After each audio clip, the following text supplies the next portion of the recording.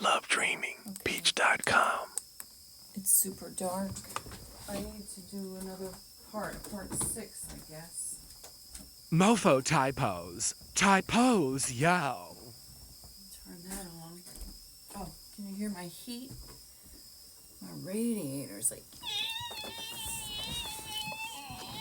Hello, my lovely peaches. It is literally 3:03 a.m. This is Jonbenét Ramsey, my opinion, part 6. Let me turn this on. Turn it down. So, I had said I was watching the Kendall Ray Stephanie Harlow collab on Kendall Ray's channel called Mile Higher, where they were talking about the Jonbenét Ramsey case. It was a 2-year-old video, and I got real annoyed at one point. So this video is more of my thoughts and theories, but also my defense of Burke. I haven't fully watched all his interviews and everything. I watched some, and these are my theories. The fecal matter smearing issue that he had, his behavior, the SA evidence from Jonbenét, the apparent bedwetting issue that she had. All of that makes me feel that both children were getting SA'd. If one child is getting SA'd regularly, they both are. Most likely. Now, I as soon as I said that, I recalled that my sister, my older sister, she's almost 3 years older than me. When I finally came out and told her about, that I had been SA'd, and I really thought that it was inevitable, like it had to have happened to her too. And she said no. She said it didn't.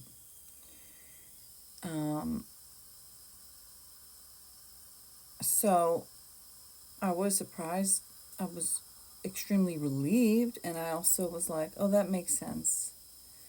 Because, she has issues with her, she's not like she doesn't have any issues in her relationships, but she's always maintained like a steady relationship. She's been with her current person, he's her fiance, and they've been together for almost 16 years. Anyway, I'm totally getting off the track because I was supposed to be talking about Burke and Jonbenét. But my assessment is that it's likely, it's possible. What I believe is much more possible is that the reason Burke acted so weird is because, number one, he was also a victim. Number two, something awful happened, and it was secretive, it was covered up, it was lied about, and it was a mystery. He was a young. He was 9 years old. That's prepubescent. So he wasn't SAing his sister. He probably wasn't strong enough to do it. So the man on that show, I don't know if that's Kendall Ray's husband, he was making sense. When the show started and she was saying, oh, for years I thought it was Burke,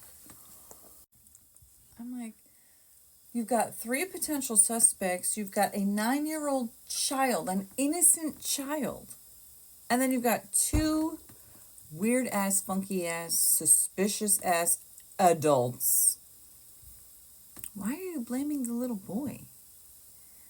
And they said, oh, because she had a piece of undigested pineapple in her stomach, and that was his favorite snack, although other people said it was also her favorite snack. And, like, what Are you serious? You're telling me that this 9-year-old child is going to viciously, brutally end his sister because she took a piece of pineapple? And then the parent, this is the mind-boggling thing that makes literally no sense at all in any world. Like, how people can fixate on the idea that this kid did it. So you're going to tell me that 2 grown-ass adults are going to murder their daughter, their beautiful 6-year-old beauty queen pageant daughter, because their 9-year-old hit her? And even Stephanie Harlow, I was shocked by Stephanie Harlow in that video, I have to say. Disappointed by her, because first of all, she literally said, oh, I don't believe that she was SA'd that night. Like, the freaking autopsy said that she was SA'd very close to the time of her death. So, and then it also said that there was evidence of long-term, ongoing SA. So, like, denying that is despicable.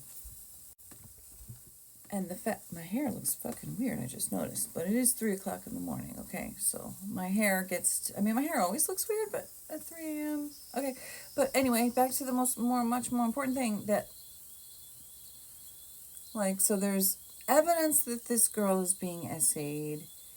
It's obvious what happened to her had to have been an adult. Obviously, an adult carried her body, whether they took her down alive and did what they did to her there, or they did whatever they did to her wherever they did it, and then they carried her dead body down. Like, a 9-year-old is not going to do that. So, in order for you to believe that the boy had anything to do with it, you're basically implicating the parents. So, why... Like, it just makes no sense, like the guy was saying.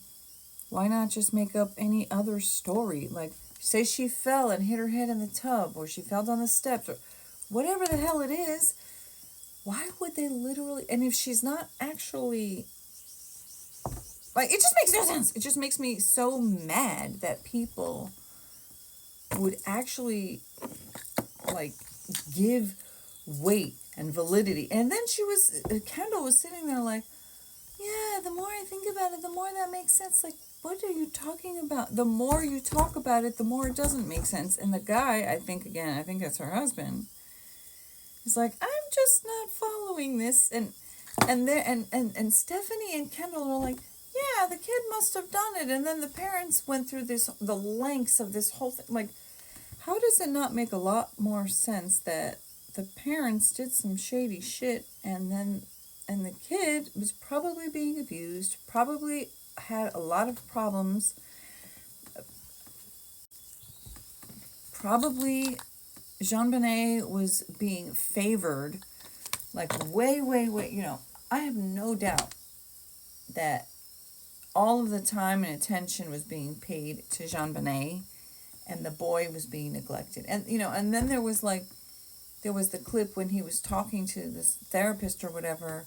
He didn't draw Jonbenét in the family, and he even said something like, well, yeah, I cried, but I got over it, and, moving on with life.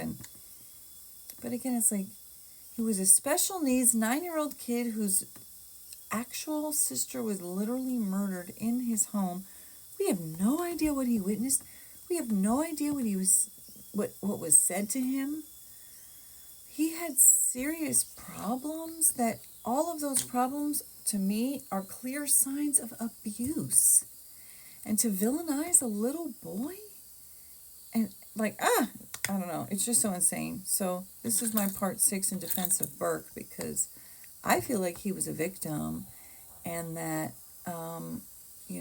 they probably told him whatever he saw or heard. Oh, and the 911 call where Patsy thought she hung up, and then she said something like, what did you do? And then you hear Burke's voice say, what did you find? And somebody's like, we're not talking to you. Somebody pointed out in the comments, she could have been talking to John, and then they're like, we're not talking to you. But then, because of that, they think he did.